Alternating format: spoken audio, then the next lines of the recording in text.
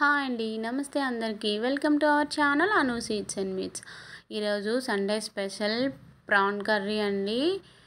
ఇవి KG PRAN అనమాట. తొక్క తీసాక తగ్గుద్ది కదండి, ఒక 700 గ్రామ్స్ ఉంటే తొక్క తీసి ఉప్పు, పసుపు, లెమన్ వేసుకొని క్లీన్ చేసుకున్నానండి. వీటిని మనం ఇప్పుడు ఫ్రై చేసుకుందాం. ప్రాన్ ఫ్రై చేసుకుంటే బాగుంటుంది అనమాట. ఫ్రై కోసం నేను ఒక కళాయి పెట్టుకొని కొంచెం ఆయిల్ వేసుకున్నానండి. మనం క్లీన్ చేసి పెట్టుకున్న ప్రాన్స్ని ఇందులో వేసుకొని ఫ్రై చేసుకోవాలన్నమాట. కొంతమంది డైరెక్ట్గా పచ్చివి కూడా వండేసుకుంటారు, కానీ ఇలా ఫ్రై చేసుకొని కర్రీ చేసుకుంటే టేస్ట్ బాగుంటుంది అనమాట. ఈ ప్రాన్స్ నుంచి వాటర్ రిలీజ్ అవుద్దండి. ఆ వాటర్ అంతా దగ్గరికి అయ్యే వరకు మనం ప్రాన్ని వేగనివ్వాలి. ఈలోపు మనం దాంట్లోకి మసాలాను ప్రిపేర్ చేసుకుందామండి. దానికోసం నేను ఒక వెల్లుల్లి, చిన్న అల్లం, 2 టమాటాస్ తీసుకున్నాను. వాటన్నిటిని మిక్సీ జార్లో వేసుకుంటున్నానండి. మిక్సీ జార్లో వేసుకొని గ్రైండ్ చేసుకోవాలన్నమాట. దీంతోపాటు కొంచెం జీలకర్ర కూడా ఇందులో వేసుకోవాలి. అలానే కొంచెం ధనియాలు కూడా వేసుకోవాలన్నమాట. ఇంకా ధనియా పౌడర్, జీరా పౌడర్ అవేం వేయాల్సిన అవసరం లేదనమాట. ఈ పేస్ట్ వేసుకుంటే సరిపోద్ది మన కర్రీలోకి. వీటన్నిటిని మనం పేస్ట్ చేసుకోవాలండి. ఇదిగోండి, మన ప్రాన్స్ నుంచి వాటర్ రిలీజ్ అయింది కదా, ఈ వాటర్ అంతా ఇంకిపోయే వరకు మన రొయ్యల్ని వేగనివ్వాలి ఇందులో ఆయిల్లో. ఇలా వేపుకొని కర్రీ చేసుకుంటేనే టేస్ట్ చాలా బాగుంటుందండి. కొంచెం సాల్ట్ వేసుకున్నాను. ఇవి కొంచెం ఫ్రోజన్ ప్రాన్స్ అండి, అందుకని ఇలా వేపుకొని కొంచెం సాల్ట్, కారం వేసుకుంటే మనకి చప్పగా అనిపించదు అనమాట. డైరెక్ట్గా కర్రీ వండుకుంటే కొంచెం చప్పగా అనిపిస్తుంది. ఆయిల్లో వేపుకునేటప్పుడు కొంచెం సాల్ట్, కొంచెం కారం వేసుకుంటే ప్రాన్ కర్రీ అనేది టేస్ట్ బాగుంటుంది. తినేటప్పుడు ప్రాన్ కూడా టేస్ట్గా ఉంటుందండి. ఇదిగోండి, మంది ఫ్రై అయిపోయింది కదా, వీటిని ఒక బౌల్లోకి తీసేసుకుందాం. అదే కళాయిలో మళ్ళీ ఇంకొంచెం ఆయిల్ వేసుకొని మనం కట్ చేసి పెట్టుకున్న ఆనియన్స్, పచ్చిమిర్చి ఫ్రై చేసుకోవాలండి. ఒక 2 మీడియం సైజ్ ఆనియన్స్, 4 పచ్చిమిర్చి కట్ చేసుకొని వేసుకుంటున్నాను. మీరు కళాయి మార్చి కర్రీ చేసుకున్నా పర్లేదండి, అదే కళాయిలో చేసుకున్నా పర్లేదు.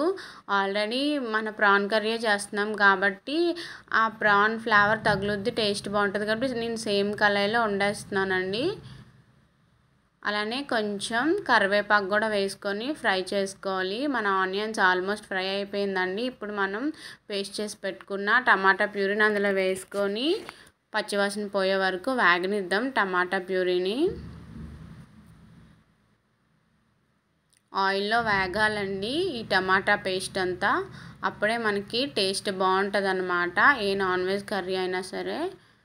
ఇదిగోండి, మన టమాటో ప్యూరీ ఫ్రై అయిపోయింది కదా, ఇందులో కొంచెం సాల్ట్ వేసుకుందామండి. ఆల్రెడీ మనం రొయ్యల్లో కొంచెం సాల్ట్ వేసుకున్నాం కదా, కాబట్టి కొంచెం వేసుకుంటే సరిపోద్ది, ఎక్కువ అవసరం లేదనమాట. అలానే కొంచెం చిల్లీ పౌడర్ కూడా వేసుకుందామండి. చిల్లీ పౌడర్ కూడా కొంచెం వేసుకుంటే సరిపోద్దండి, ఆల్రెడీ మనం ప్రాన్స్లో వేసుకున్నాం. అలానే కొంచెం గరం మసాలా కూడా వేసుకోవాలండి. ఇంకా ధనియా పౌడర్, జీరా పౌడర్ అవసరం లేదన్నమాట, ఎందుకంటే మనం టమాటా ప్యూరీని అవి పేస్ట్ చేసుకున్నప్పుడే వేసుకున్నాం కదా, సో అవసరం లేదు. రొయ్యలు ఆల్రెడీ మనం ఫ్రై చేసి పెట్టుకున్నాం కదా, అవి ఇందులో ఇంకా మిక్స్ చేసేసుకొని కొంచెం గరం మసాలా పౌడర్ మిక్స్ చేసేసుకుంటే సరిపోద్ది.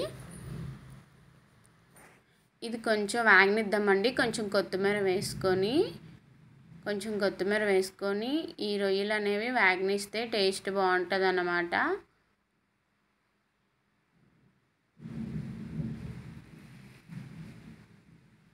ఇప్పుడు రొయ్యలు బాగా ఫ్రై అయినాయి కదండి, ఇందులో మనం వాటర్ వేసుకోవాలన్నమాట.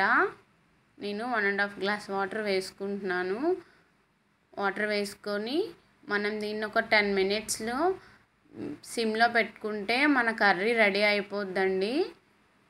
చాలా టేస్టీగా ఉంటుంది. ఈ విధంగా మీరు ప్రాన్ కర్రీ చేసుకోండి. గ్రేవీగా ఉంటుంది. ప్రాన్ కూడా చాలా టేస్టీగా ఉంటుందండి. రైస్లోకైనా బిర్యానీలోకైనా చాలా బాగుంటుంది అనమాట. ఇంక ఈ టైంలో మనకి ఉప్పు కానీ కారం కానీ ఏమైనా సరిపోకపోతే వేసుకొని మూత పెట్టేసుకొని మనం సిమ్లో 10 మినిట్స్ ఉంచుకుంటే ఇదిగోండి మన ప్రాన్ కర్రీ రెడీ అయిపోయింది. మీరు కూడా ట్రై చేయండి, నిజంగా చాలా బాగుంటుంది. ఇలా టమాటా ప్యూరీని పేస్ట్ చేసుకొని ఇలా మిక్స్ చేసుకొని ట్రై చేయండి. ఫైనల్గా ఇంకా మనం కొత్తిమీర వేసుకొని దించేసుకోవడమే అనమాట. బిర్యానీలోకైనా బాగానే ఉంటుంది, రైస్లోకైనా బాగానే ఉంటుందండి. మీరు ఇలా ట్రై చేసి ఎలా ఉందో నాకు కామెంట్ చేయండి. థ్యాంక్ యూ ఫర్ వాచింగ్ అండి. Please subscribe to my channel.